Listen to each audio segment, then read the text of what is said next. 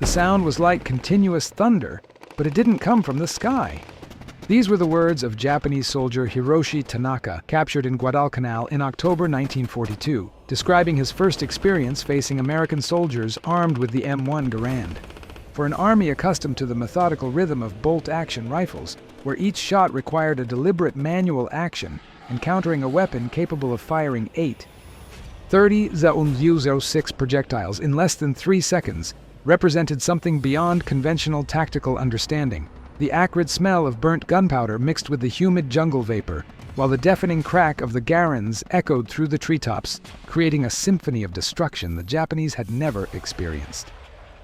That characteristic metallic sound of the clip being ejected, the famous ping, became the harbinger of a silent revolution that would forever change the nature of infantry combat in the Pacific. While the Japanese Empire relied on the venerable Arisaka Type 99, a bolt-action rifle that, although accurate and reliable, limited its shooters to approximately 15 shots per minute under ideal conditions, the Americans arrived on the Pacific beaches carrying a weapon that defied all established conventions about individual firepower. The contrast was brutal. Where a Japanese soldier needed 4 seconds to reload and fire again, a U.S. Marine could empty an entire clip and be ready for the next in less time than it took to pronounce banzai. This disparity was not just numerical, it was a fundamental difference in combat philosophy that was about to redefine the balance of power in the bloodiest theater of World War II. The development of the M1 Garand had begun 2 decades before the first confrontations in the Pacific, when visionary Canadian-American gunsmith John Cantius Garand realized that the future of warfare would depend not only on accuracy, but on sustained firing speed. In 1936, when the U.S. Army officially adopted his design, few fully understood the magnitude of the advantage they were about to gain. The rifle weighed 3 kilograms loaded, utilized a gas-operated system that harnessed part of the firing energy to automatically eject the empty casing and chamber a new round. Each end-block clip of 8.30-06 Springfield cartridges carried 150-grain projectiles, capable of penetrating steel helmets at 500 meters, maintaining lethal energy up to 1,000 meters. The precision of the sighting system, with an adjustable rear sight from 100 to 1,200 yards, allowed effective engagements far beyond the reach of Japanese assault tactics. But it was in the firing rate that its true revolution lay. A trained shooter could maintain 40 to 50 shots per minute sustainably, with peaks up to 60 shots when necessary. The gas-operated mechanism, powered by the pressure of the gases from the shot itself, completely eliminated the time lost with manual bolt actions.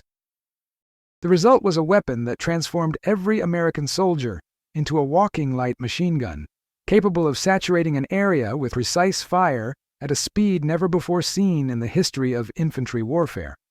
For Japanese strategists, accustomed to calculating engagements based on the traditional cadence of bolt-action rifles, the numbers simply didn't make sense. Their frontal assault tactics, developed over decades of conflicts in Asia, depended on exploiting the enemy's reloading intervals to gain ground. When these intervals virtually disappeared, the entire Japanese military doctrine had to be reconsidered, but this understanding would come too late for many. The first real test of the M1 Garand's superiority in the Pacific occurred during the initial battles in Guadalcanal, where the U.S. Marine Corps faced the first Japanese attempts to retake Henderson Field airstrip. Lieutenant Colonel Merritt "Red Mike" Edson, commanding the 1st Raider Battalion, reported in his personal diary a scene that would become emblematic of the new combat reality. At 11:40 p.m., the Japanese initiated their traditional night attack. We expected the usual pattern: shouts, coordinated charges, exploiting our reloading times. What they encountered was a wall of continuous fire that simply didn't stop. The tropical temperature of 30 degrees, combined with the stifling humidity of 85%, created conditions where every movement required extra effort, but the Garands continued to function with relentless mechanical precision. During that historic night, a single company of Marines positioned along a 200-meter ridge managed to repel 3 successive waves of Japanese attacks. The numbers were impressive. 180 men armed with M1 Garands fired approximately 14,400 shots in less than 2 hours of intense combat. The sound was deafening, a continuous roar that echoed through the jungle, punctuated only by the metallic clink of clips being ejected and the occasional shout of "Reload!" when a Marine needed more ammunition. The smell of burnt gunpowder was so intense that many soldiers reported difficulty breathing. while the rifle barrels became so hot they burned the skin to the touch. Captain Tamichi Hara, a Japanese intelligence officer who survived the attacks, later described the experience as facing not soldiers, but war machines. In his report to the High Command, he wrote, "The enemy possesses a firepower capability that renders our traditional tactics obsolete." There are no intervals to exploit, no moments of silence to reorganize. It is continuous, precise, and devastating fire. This was one of the first official Japanese admissions that something fundamental had changed in the nature of infantry warfare, and that their centuries-old combat doctrines would need to be completely reconsidered. The technical superiority of the M1 Garand became even more evident when we analyzed the production and distribution data. Between 1936 and 1945, Springfield Armory and Winchester Repeating Arms Company produced over 5.4 million units of the M1 Garand, ensuring that virtually all American soldiers in the Pacific were equipped with this revolutionary weapon. In contrast, Japan continued to rely primarily on the Arisaka Type 99, a bolt-action rifle that, although robust and reliable, severely limited the firing rate of its troops. The difference in production philosophy was stark.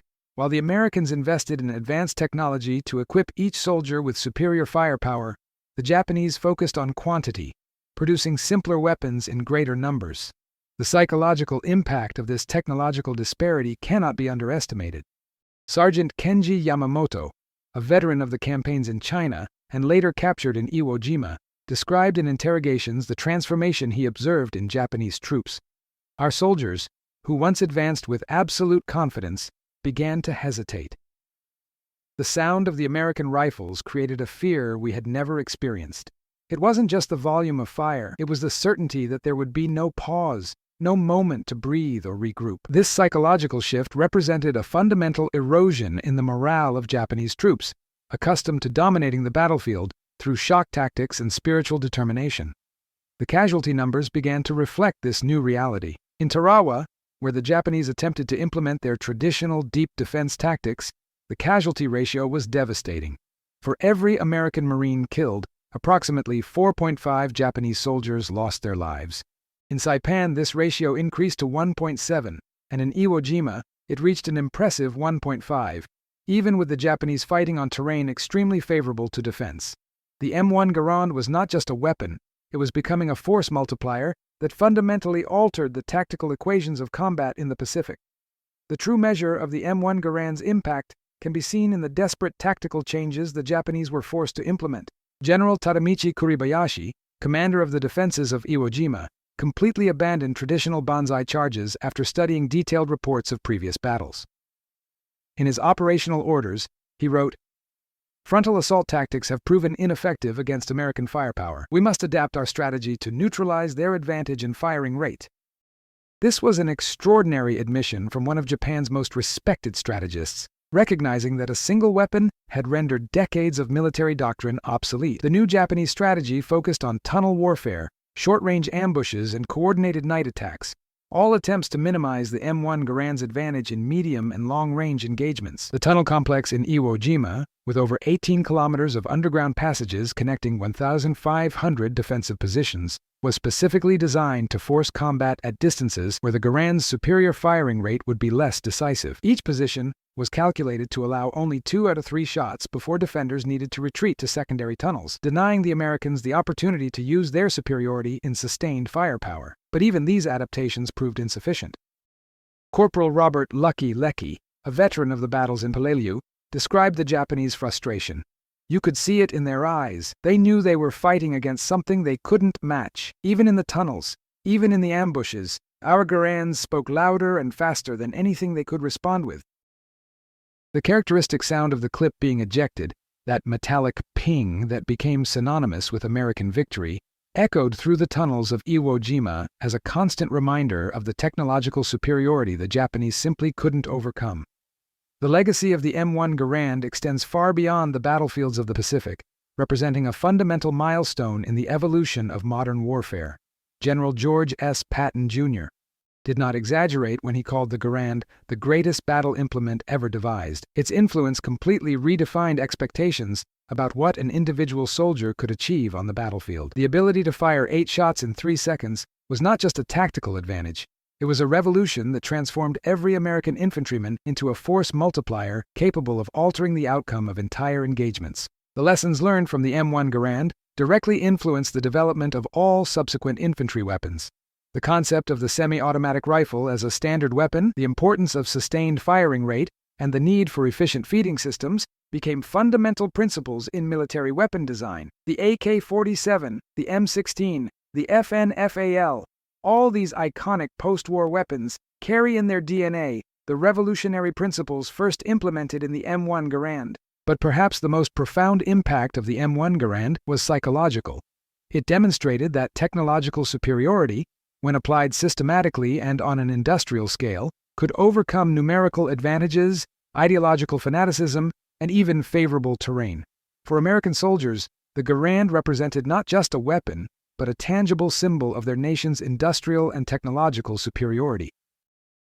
For their enemies, it became a constant reminder that they were facing not just soldiers, but the product of an industrial war machine that could equip millions of men with cutting-edge technology. Today, when we hear the distant echo of that characteristic ping in museums and historical shooting ranges, we are hearing more than the sound of an empty clip being ejected. We are hearing the exact moment when modern warfare was born, when 8 shots in 3 seconds forever changed the balance of power on the battlefield, and proved that, in war, superior technology is not just an advantage, it is a transformative force capable of redefining the very concept of victory.